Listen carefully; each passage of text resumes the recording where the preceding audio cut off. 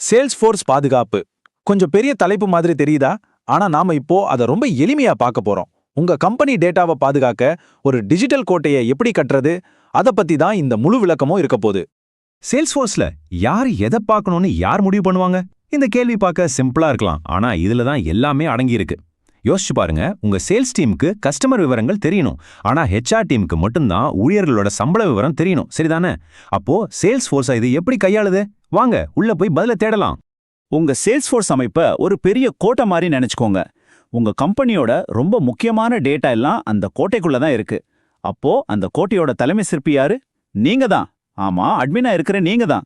இந்த கோட்டைய அடுக்கடுக்கா எப்படி பாதுகாக்கிறதுன்னு பார்க்க போறோம். வாசல்ல இருந்து ஆரம்பிச்சு உள்ள இருக்கிற ஒவ்வொரு சின்ன ஃபைல் வரைக்கும் எல்லாத்தையும் எப்படி பூட்டி பாதுகாக்கிறதுன்னு பார்ப்போம். முதல்ல அடுக்கு 1, கோட்டையோட வாசல்களை காக்கிறது. இதுதான் முதல் பாதுகாப்பு அரண். சிம்பிளா சொல்லணும்னா, உங்க கோட்டைக்குள்ள யார் வரலாம் யார் வரக்கூடாதுங்கிறத முடிவு பண்றது. இங்க நம்ம பாஸ்வேர்ட்ஸ், நெட்வொர்க் செட்டிங்ஸ் இப்படி உள்ள வரத்துக்கு முன்னாடி இருக்கிற பாதுகாப்பை பத்தி பார்க்க போறோம். சோ நம்ம முதல் பாதுகாப்பு அரண் இதுதான், மெயின் கேட். இதுதான் உங்க சேல்ஸ்ஃபோர்ஸ் அமைப்போட பிரதான நுழைவாயில். சரியான சாவி, அதாவது பாஸ்வேர்ட் இல்லாம யாரும் உள்ள நுழைய முடியாது. இந்த முதல் கேட் எந்த அளவுக்கு வலுவா இருக்கோ அந்த அளவுக்கு உங்க டேட்டா பாதுகாப்பா இருக்கும். ரொம்ப முக்கியம் இல்லையா? பாஸ்வேர்ட் கொள்கைகள் இதுதான் அந்த மெயின் கேட்டோட பூட்டு. இங்க நாம என்ன பண்ண முடியும்னா, பாஸ்வேர்ட்ஸை எத்தனை நாளைக்கு ஒரு தடவை மாத்தணும், பழைய பாஸ்வேர்டை மறுபடியும் பயன்படுத்தலாமா வேண்டாமா, இந்த மாதிரி விதிகள் எல்லாம் செட் பண்ணலாம். யோசிச்சு பாருங்க, பழைய பாஸ்வேர்டை பயன்படுத்தக்கூடாதுன்னு ஒரு சின்ன விதி வைக்கிறது மூலமா திருடப்பட்ட ஒரு பாஸ்வேர்டை வச்சு யாரும் லாகின் பண்ண முடியாம தடுக்க முடியும். இந்த மாதிரி சின்ன சின்ன விஷயங்கள் தான் பெரிய அளவுல உங்க பாதுகாப்பை பலப்படுத்தும். இது அமைக்கிறது எவ்வளவு சுலபம்னு பாத்தீங்களா? வெறும் 4 படிகள் தான். செட்டப்குள்ள போங்க, செக்யூரிட்டி கண்ட்ரோல்ஸை கிளிக் பண்ணுங்க, அப்புறம் பாஸ்வேர்ட் பாலிசிஸ், அங்க உங்களுக்கு வேண்டிய விதிகளை அமைச்சு சேமிங்க. அவ்வளவுதான். ஒரு 2 நிமிஷத்துல உங்க கோட்டையோட மெயின் கேட் இப்ப ரொம்பவே வலுவாயிடும். அடுத்தது நம்பகமான ஐபி வரம்புகள். இதை நாம ஒரு பாதுகாப்பான இடங்கள் பட்டியல் மாதிரி சொல்லலாம். என்னன்னா, இப்போ உங்க ஆஃபீஸ் நெட்வொர்க்ல இருந்து நீங்க லாகின் பண்றீங்கன்னு வச்சுப்போம். அது நம்பிக்கையான இடம்னு சிஸ்டமுக்கு தெரியும். அப்போ ஒவ்வொரு தடவையும் அந்த சரிபார்ப்பு குறியீட்டை உள்ளிட தேவையில்லை. இது உங்க வேலையை எளிதாக்கும். ஆனா அந்த பட்டியல்ல இல்லாத இடத்துல இருந்து யாராச்சும் லாகின் பண்ணா பாதுகாப்பு சோதனை கண்டிப்பா நடக்கும். சோ வசதியும் இருக்கு, பாதுகாப்பும் இருக்கு. இங்க பாத்தீங்கன்னா, இந்த நெட்வொர்க் அணுகல் திரையில தான் அந்த மேஜிக் நடக்குது. உங்க ஆபீஸோட தொடக்கம் மற்றும் இறுதி ஐபி முகவரியை இங்க கொடுத்துட்டா அந்த வரம்புக்குள்ள இருந்து லாகின் பண்றவங்களுக்கு சரிபார்ப்பு கேட்காது. சிம்பிள். அந்த பட்டியல இருக்கிற இடங்கள் மட்டும்தான் நம்பகமானவை. வேற எங்க இருந்து முயற்சி பண்ணாலும் சேல்ஸ்ஃபோர்ஸ் அவங்கள உள்ள விடாது. சரி, இப்போ நம்ம பயனர்கள் எல்லாம் கோட்டைக்குள்ள வந்துட்டாங்க. மெயின் கேட்டை தாண்டி உள்ள வந்தாச்சு. ஆனா உள்ள வந்த உடனே எல்லாவற்றையும் பார்க்க முடியுமா? கூடாது இல்லையா? உள்ள எந்த தளத்துக்கு போகலாம், எந்தெந்த அறைகளுக்குள்ள போகலாம், இதைத்தான் நாம இப்போ அடுக்கு 2ல பார்க்க போறோம். பொருள் மற்றும் பதிவு அணுகல். வாங்க பார்க்கலாம். அதுக்கு முன்னாடி டேட்டா சேல்ஸ்ஃபோர்ஸ்ல எப்படி சேமிக்கப்படுதுன்னு தெரிஞ்சுக்கணும். எல்லா டேட்டாவும் ஆப்ஜெக்ட்ஸ்ங்கிற அமைப்புக்குள்ள தான் இருக்கும். இதை நம்ம கோட்டையில இருக்கிற அறைகள் மாதிரி வச்சுக்கலாம். இதுல 2 வகை இருக்கு. ஒன்னு ஸ்டாண்டர்ட் ஆப்ஜெக்ட்ஸ். இது சேல்ஸ்ஃபோர்ஸ் கூடவே வர்றது. அக்கவுண்ட்ஸ், கான்டாக்ட்ஸ், ஆப்பர்ச்சுனிட்டிஸ் மாதிரி. இன்னொன்னு கஸ்டம் ஆப்ஜெக்ட்ஸ். இது நம்ம பிசினஸ் தேவைக்கு நாமளே உருவாக்குறது. அமைப்பு பரந்த இயல்பு நிலைகள், சுருக்கமா OWD. இதுதான் உங்க கோட்டையோட அடிப்படை விதி. உங்க கோட்டையில இருக்கிற ஒவ்வொரு அறைக்கும் இயல்பா என்ன பூட்டு இருக்கணும்னு சொல்றதுதான் OWD.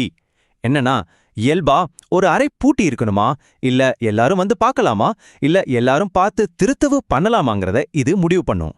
பாதுகாப்போட சிறந்த நடைமுறை என்ன தெரியுமா? முதல்ல எல்லாத்தையும் பூட்டணும், அப்புறம் தேவைப்படுறவங்களுக்கு மட்டும் திறந்து விடணும். இங்க இந்த அட்டவணையை பாருங்க. அக்கவுண்ட், ஆப்பர்ச்சுனிட்டி எல்லாம் பிரைவேட்னு அமைக்கப்பட்டிருக்கு. இதுக்கு என்ன அர்த்தம்னா, இயல்பா ஒரு விற்பனை பிரதிநிதி அவங்க உருவாக்கிய பதிவுகளை மட்டும்தான் பார்க்க முடியும். அவங்க டீம்ல இருக்கிற மத்தவங்களோட பதிவுகளை பார்க்க முடியாது. நான் சொன்னேன்ல, முதலில் எல்லாவற்றையும் பூட்டவும். இதுதான் சேல்ஸ்ஃபோர்ஸ் பாதுகாப்போட அடிப்படை. முதல்ல எல்லாத்தையும் பூட்டிடணும், அப்புறம் யாருக்கு தேவையோ அவங்களுக்கு மட்டும் சாவியை கொடுக்கணும். ஓகே, OWW வச்சு எல்லாத்தையும் பிரைவேட் ஆக்கிட்டோம். ஆனா சிலருக்கு மட்டும் கொஞ்சம் கூடுதல் அணுகல் கொடுக்கணும்ல, அதுக்கு தான் இந்த பகிர்வு விதிகள் வருது. இத ஒரு சிறப்பு மாஸ்டர் சாவி மாதிரி நினைச்சுக்கோங்க. OWWல பூட்டி வச்ச சில கதவுகளை தேவைப்படுற சில டீமுகளுக்கு மட்டும் திறந்து விடுறதுக்கு இந்த விதிகள் பயன்படும். இங்க பாத்தீங்கன்னா ஒரு நிஜமான உதாரணம் இருக்கு. இந்த விதி என்ன சொல்லுதுன்னா, ஒரு கணக்கு பதிவோட வகை கிளையண்டா இருந்தா அந்த பதிவை ஸ்டாஃப் குழுவோட பகிர்ந்துக்க சொல்லுது. பாத்தீங்களா? எல்லா வாடிக்கையாளர் விவரங்களையும் பகிராம தேவையான ஆட்களுக்கு மட்டும் தேவையான வாடிக்கையாளர் விவரங்களை மட்டும் பகிர்கிறோம். எவ்வளவு துல்லியமா கட்டுப்படுத்தலாம் பாத்தீங்களா? இதுதான் பகிர்வு விதியோட சக்தி. சரி, இப்போ நம்ம அடுக்கு 3க்கு போறோம். கோப்பு அலமாரிகளை பூட்டுதல். இன்னும் கொஞ்சம் ஆழமா போறோம். இப்போ ஒரு பயனருக்கு ஒரு பதிவை பார்க்க அணுகல் இருக்குன்னு வச்சுப்போம். ஆனா அந்த பதிவுக்குள்ள இருக்கிற எல்லா தகவலையும் அவங்க பார்க்கணுமா? தேவையில்லை இல்லையா?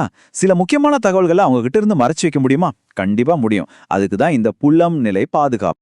இதை எப்படி சொல்லணும்னா, ஒரு கோப்பை ஒருத்தர்கிட்ட கொடுக்குறோம், ஆனா அதுல இருக்கிற சில முக்கியமான வரிகளை மட்டும் கருப்பு மார்க்கர் வச்சு மறைச்சிடுறோம். அந்த மாதிரி தான். உதாரணமா, ஒரு விற்பனை பிரதிநிதி ஒரு வாடிக்கையாளரோட தொடர்பு என்ன பார்க்கலாம், ஆனா அவங்களோட கிரெடிட் கார்டு என்ன பார்க்க கூடாது.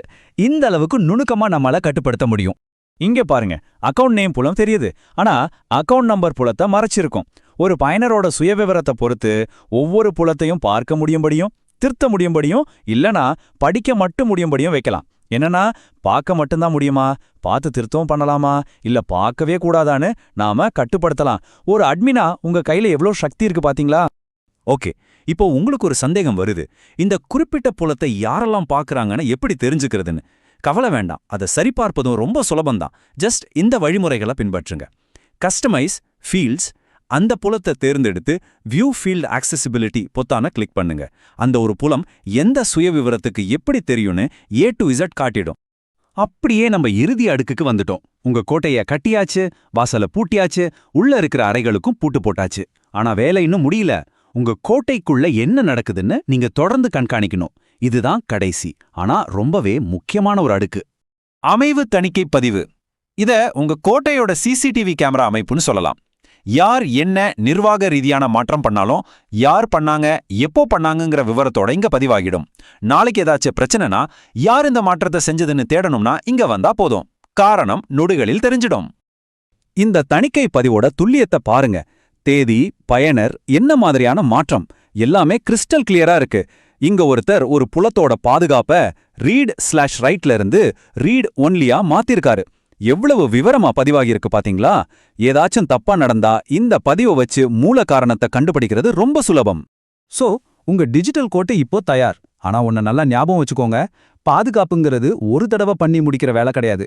அது ஒரு தொடர் பயணம். உங்க பிசினஸ் வளர வளர, புது புது அச்சுறுத்தல்கள் வர வர, நீங்க உங்க கோட்டையோட சுவர்களை இன்னும் வலுப்படுத்திட்டே இருக்கணும். ஆனா இப்போ அந்த கோட்டையோட சிறந்த பாதுகாவலரா இருக்க நீங்க தயாராகிட்டீங்க.